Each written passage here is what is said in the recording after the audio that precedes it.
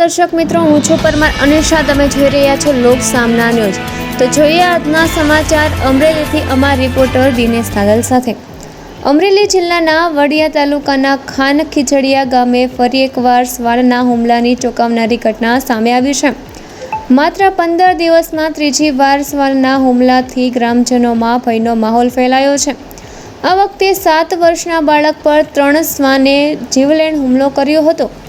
ખાન ખીજડીયા ગામે વિજયભાઈ હીરાપરાની વાડીએ રહી ખેતમજૂરી કરી ગુજરાન ચલાવતા પરિવારનો 7 વર્ષનો દીકરો વિજયવાડી વિસ્તારમાં જઈ રહ્યો હતો ત્યારે અચાનક 3 શ્વાનોએ તેના પર હુમલો કર્યો હતો.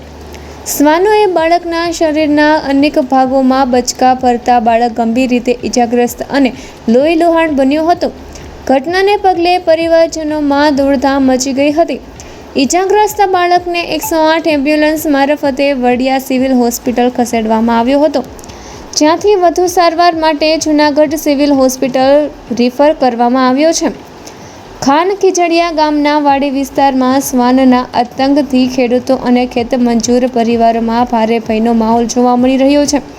થોડા સમય પહેલાં પણ એક 7 વર્ષની બાળકી પર શ્વાને હુમલો કરી ગંભીર ઈજા પહોંચાડી હતી, જ્યારે અન્ય એક બાળકી પણ શ્વાનના હુમલામાં ઘાયલ થઈ હતી.